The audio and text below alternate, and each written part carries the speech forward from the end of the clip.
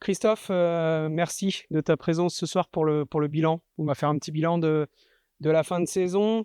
La première question qu'on a envie de te poser, c'est quelques jours après la fin de cette saison des Pionniers 2023-2024. Quelle est l'analyse? Qu'est-ce qui a marché? Qu'est-ce qui n'a pas marché cette saison chez les Pionniers? On a eu un petit peu de temps pour analyser maintenant, donc est-ce que tu peux nous expliquer ton sentiment sur cette saison? Alors, l'analyse n'est pas complète parce que je pense qu'elle est très complexe. On ne peut pas faire porter parce que c'est clair qu'on est déçu. Il y a un sentiment de déception, un très fort goût d'inachevé par rapport à cette saison. C'est-à-dire qu'on a laissé des espérances à tout le monde en début de saison et derrière, on n'a pas su concrétiser et on finit encore une fois au pied des playoffs et ça, c'est une déception. Ce n'était pas l'objectif annoncé. Alors, on a pris le temps un peu d'écouter, on a fait le tour des joueurs, on a fait le tour du staff, on a essayé de comprendre le pourquoi. On ne peut pas annoncer, on a trouvé la cause. Voilà, je pense qu'elles sont multiples, les causes. Et je pense que les coachs ont une responsabilité, les joueurs ont une responsabilité, le staff, on va dire, technique, managérial a aussi une responsabilité, que ce soit par rapport peut-être à des choix de joueurs, où il y a sûrement eu des erreurs de fait, donc il va falloir qu'on veille à ne pas les renouveler.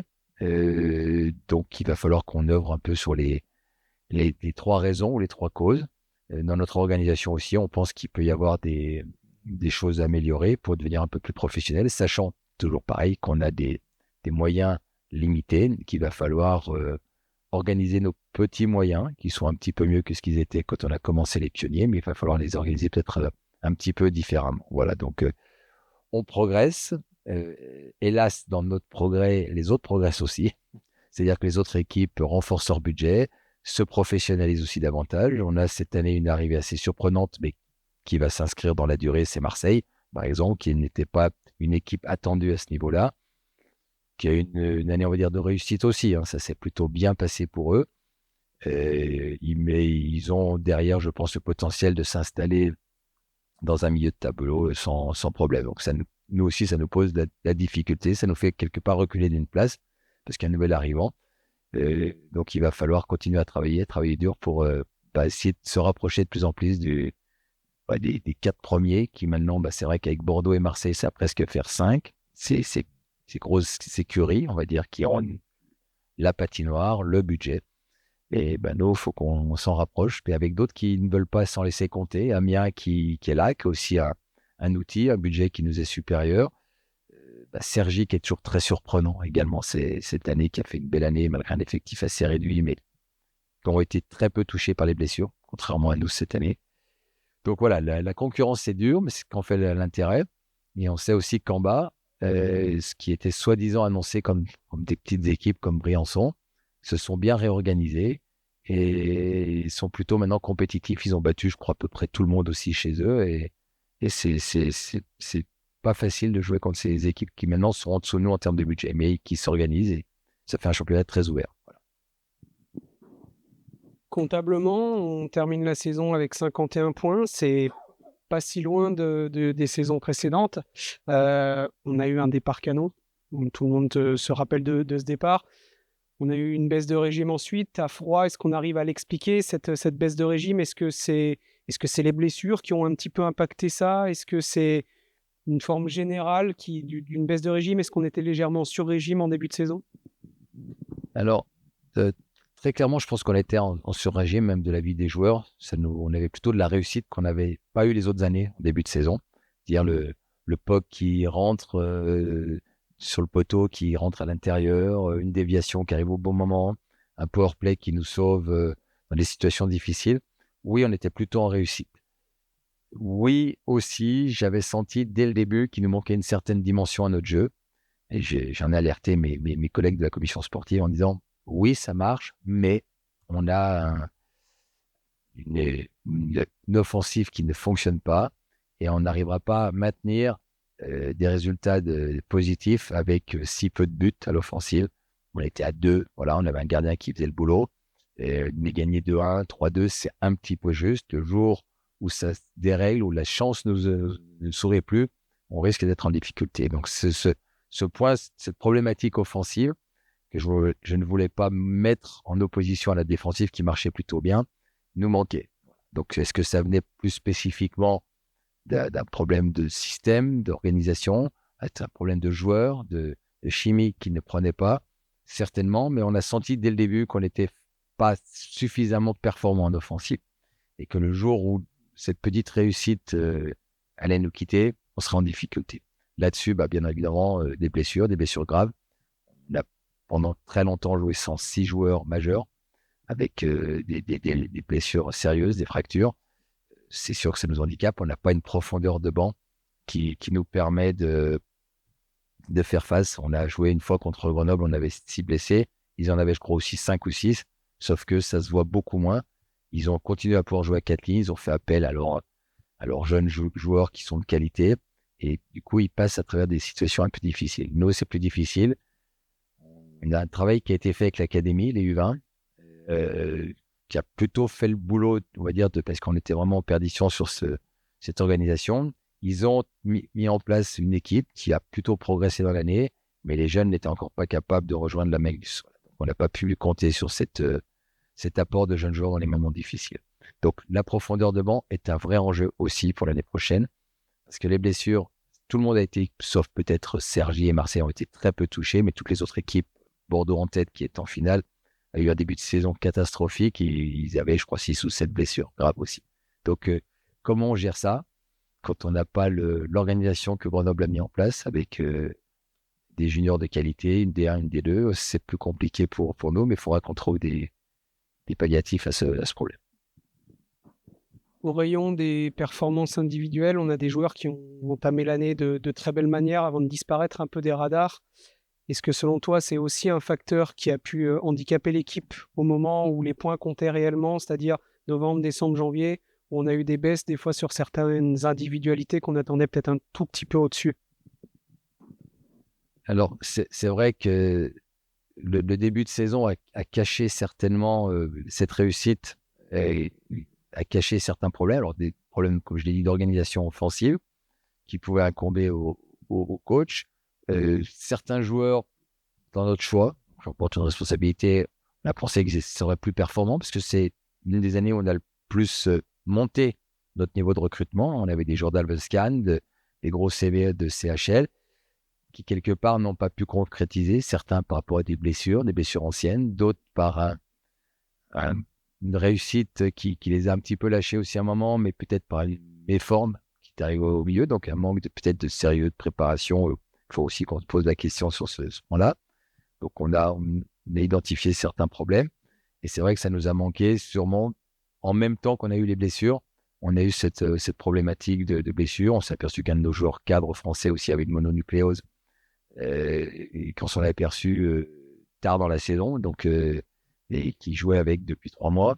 Donc ça, c'était aussi un problème. Ça nous a amputé un peu des meilleures performances qu'il pouvait nous apporter. Donc on a failli sur quelques éléments. Certains ont failli dans leur constance, on va dire. Et puis l'accumulation des blessures plus ces facteurs-là, c'est que quand on joue à peu de lignes, que certains n'ont peut-être pas le sérieux nécessaire à un moment donné, on est moins performant et ça se paye cash. Au rayon des choses qui sont positives, on a identifié un poste, tu vas nous donner ton avis, les 2 gardiens de but qui ont été très réguliers, très sérieux tous les deux et qui ont enlevé bien des épines du pied à certains moments, qui ont très longtemps tenu le navire à flot quand il y avait encore cet espoir de play-off. Quel est ton ressenti sur ce duo de gardiens français? C'était un petit peu le pari du début de saison, finalement pari réussi. Alors, le manager est souvent critiqué, il l'est souvent des fois peut-être à juste titre. On m'a particulièrement critiqué sur mon choix de gardien en début d'année, parce que c'est vrai que le gardien précédent numéro 1 avait laissé une très bonne image et à juste titre, c'était une très bonne personne et un très bon gardien. Mais on a pris l'option du joueur français.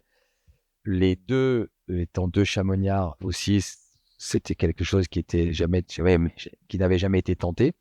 Je pense que notre pari a réussi. On est très content du retour au plus haut niveau de Tom, qui a montré qu'il faisait partie des top gardiens de Magnus. On l'a, hélas, souvent laissé seul, au même titre que Lucas, qui a fait des très bonnes choses et qui, alors, n'a pas pu bénéficier peut-être du nombre de matchs qu'il souhaitait, mais sur ce qu'on lui a donné, a pris ses chances et a plutôt fait des très belles performances, dont particulièrement celle à Grenoble, où il allait chercher le match. Derrière, on ne peut rien lui reprocher. Il n'en a pas gagné beaucoup d'autres, mais souvent, l'équipe a failli devant et c'est plutôt lui qui a empêché que le navire coule plus. Et il a répondu présent. Donc, on est très satisfait. On va voir si on peut les garder, on l'espère. Et ça serait un de nos souhaits majeurs en cette période de recrutement. On va revenir une seconde sur les blessures. Tu en parlais tout à l'heure. On a une stat qui est assez effrayante pour le club, c'est qu'on a joué près de 70% des matchs avec 3 lignes disponibles seulement cette année, avec des grosses blessures, tu le disais, Malovil, Lopachuk, Muller, pour ne citer que. Des blessures en fin de saison, évidemment, qui handicapent aussi le retour de Jérémy Pence, Lopachuk, le vrai faux retour, avec une blessure qui se réveille à nouveau. On imagine que oui, c'est pas une excuse, il faut pas se servir d'excuse, mais évidemment, il y a forcément un côté au moment où il faut enchaîner, où il y a des semaines à 2 ou 3 matchs, c'est forcément une épine dans le pied pour le club. Alors, en Magnus, les équipes sont construites pour jouer à 4 lignes. C'est clair, c'est une évidence que si on n'est pas capable d'aligner 4 lignes, on peut le faire sur un match ou deux, mais pas. C'est une stat qui est intéressante, celle que tu nous donnes là, elle parle, je ne l'avais pas. C'est clair qu'on ne peut pas être performant à 3 lignes sur 70, enfin sur 30% du temps. Voilà, on était à 4 lignes seulement sur 30% du temps. C'est par contre une réalité, c'est pas une excuse, mais c'est une réalité. Il faut, comme je le disais tout à l'heure, il faut savoir trouver apporter des mesures par rapport à ça. Très difficile de trouver de la profondeur. On peut pas les apporter en étranger surnuméraire, donc il nous faudrait des Français, sauf que faire venir un Français, sachant qu'on construirait un collectif de 5 lignes, parce qu'il faudrait presque pour pallier à des blessures, aucun Français ne viendrait. Surtout qu'on est obligé maintenant d'apporter, il y a une masse salariale minimum, donc les joueurs qu'on fait venir sont obligés d'avoir un salaire minimum, et financièrement, on ne peut absolument pas se les permettre. Donc, la seule option pour qu'on puisse construire une 5e ligne, c'est d'avoir des juniors de qualité capables de monter. Et pour avoir des joueurs de qualité, il faut pouvoir les former. Donc, il faut pouvoir avoir une équipe senior réserve, D1, voire D2, ce qui est peut-être presque le plus important, ce qu'on n'a pas actuellement. Donc, ceux qui possèdent actuellement les meilleurs moyens pour développer leurs jeunes, c'est Grenoble, parce qu'ils ont une D2 et une D1 avec Chambéry, D2 avec Vaujany. Ils peuvent former et profiter de ceci. Justement, tu évoquais, Christophe, cette profondeur d'effectif qui a parfois posé problème cette année. On a des joueurs, des jeunes dont tu parlais tout à l'heure de l'académie, qui ont été intégrés néanmoins à quelques reprises dans le groupe. Nathan Ferreira-Reis qui a joué du côté du Mont-Blanc cette année, Clément Michel qui a eu sa chance aussi du côté de Morzine. On imagine que même s'ils ne sont pas forcément prêts aujourd'hui, c'est des profils qu'on surveille pour le futur. Alors, les surveiller, oui. Leur assurer une formation digne de ce nom-là dans un vrai travail collectif, c'est beaucoup plus compliqué, puisqu'il faut que ça soit fait en étroite collaboration avec Mont-Blanc et Morzine. Et jusqu'à ce jour, c'est plutôt compliqué. Je veux dire, chacun a ses propres intérêts, chacun son propre championnat, ses propres ambitions. Donc, trouver une place à la fois pour la formation et les ambitions personnelles, c'est très difficile. Donc, on n'est pas comme dans un cadre organisé de Grenoble qui a la main sur Chambé, la main sur Vaujany. Nous, on n'a pas la main sur Morzine ni Mont-Blanc. Qui plus est, sont les deux dans une même division. Donc, il manque un étage pour assurer la formation. Donc, oui, il faut qu'on y travaille. Mont-Blanc et Morzine ont besoin de ces jeunes. On en a besoin. Nous, peut-être en 2e rideau, eux sur mon 1er rideau. Comment l'organiser? Comment travailler ensemble, conjointement? Alors, c'est pas peut-être tout de suite, mais c'est pour demain. On a plutôt pas trop mal fait avec Daugemont cette année, où Morzine a joué le jeu de le prendre en début de saison alors qu'il n'avait pas forcément le niveau. On en a profité après, il nous a plutôt aidé sur la fin de saison. Et on l'a pu redonner à Morzine pour les play-downs, pour leur maintien. Ils en étaient très contents à ce moment-là de retrouver meilleur qu'ils l'avaient eu au début d'année. Donc, c'est plutôt une bonne collaboration. Hélas, on n'avait qu'un produit à travailler cette année, c'était Daugemont. On aurait aimé en avoir d'autres sur l'attaque, c'était plus compliqué. Il faudrait qu'on ait 2-3 gamins de ce calibre-là qui puissent naviguer et à un moment donné trouver leur place régulièrement en D1 et à l'occasion, voire plus si affinité en haut. Voilà, mais c'est compliqué. On nous a fait le reproche de manquer de profondeur. Ceux qui disent ce genre de choses, faut qu'ils connaissent la problématique. Euh, le nombre de joueurs français étant limité sur le marché, la masse salariale imposée et l'ambition des joueurs, parce que les joueurs étant rares, ils veulent du temps de jeu. Donc, ils ne veulent pas venir dans un club en disant peut-être que je ne vais pas jouer. Ils réclament peut-être des fois de jouer sur le powerplay, des choses comme ça. Donc, c'est difficile de les séduire pour être dans un cadre d'une cinquième ligne pour remonter. Si ce n'est des juniors en formation, mais là, il faut les former. Une dernière question sportive avant de passer à 2 petites questions hors sport. On imagine que là, c'est la période de l'intersaison va battre son plein, la période des transferts. On imagine que le staff prépare déjà la saison à venir sans forcément dévoiler les contours de ce qui va se passer. Est-ce qu'on a un profil d'équipe qui va se dégager pour 2024-2025? Est-ce qu'on a des idées par rapport aux derniers résultats de cette saison? Alors, oui, on se doit d'apporter des changements, puisqu'on n'est pas, quand on n'est pas content, on doit apporter des changements. Donc, on s'est remis, nous, en cause un petit peu sur notre façon de recruter. Mais il n'y a pas de mystère. Comme chaque année, une des clés, c'est les joueurs français. Donc, il faut qu'on se renforce sur ce cadre français. Il en faut 10 et ils sont rares. Donc, il faut absolument qu'on arrive à verrouiller le meilleur groupe possible français qu'on peut faire. On n'était pas mécontent de celui qu'on avait, mais il faut encore certainement l'améliorer. Et une fois qu'on a fixé ce poste-là, on va pouvoir travailler sur les étrangers pour améliorer encore notre prestation, toujours dans une rigueur de budget. Et comme on dit, de façon un petit peu amusante, on cherche un défenseur grand d'1m90 droitier et on termine avec un petit d'1m60 gaucher parce que l'offre est là et le budget est là aussi. Voilà. Donc, on essaye de faire le mieux possible. On sait ce qu'on aurait besoin. Puis après, il y a ce que le marché nous propose. Et c'est de trouver un petit peu cette articulation pour que le puzzle se mette le mieux possible en place. Donc, on travaille déjà dessus. Sur ce côté-là, on a plutôt une vision des joueurs à peu près établis, de savoir où on veut aller. Maintenant, c'est qu'est-ce qu'on va trouver aussi pour mettre en face. Et puis ensuite, dans notre organisation d'encadrement, il va falloir aussi qu'on se pose des questions. Donc, pour l'instant, rien n'est arrêté à ce niveau-là. Simplement 2 petites questions hors sport. En termes de billetterie, le club attire d'année en année de plus en plus de monde. On a vu énormément de monde cette année à la patinoire.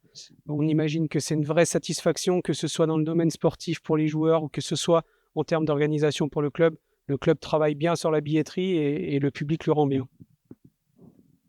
Je pense qu'on a une vraie bonne équipe marketing sous la responsabilité de Willy Besson, qui fait vraiment un bon boulot à ce niveau-là. Alors, c'est assez général. C'est pas pour lui enlever des médailles, mais étonnamment, le hockey marche très bien en France. Et je crois que toutes les patinoires sont quasiment plus 20%. Donc, nous, on a pris l'ascendant, on a fait le boulot. Alors, à un moment donné, on ne peut pas pousser les murs. Donc, l'équipe de Willy est aussi limitée par notre patinoire. On a, je crois, 7 rencontres à guichet fermé.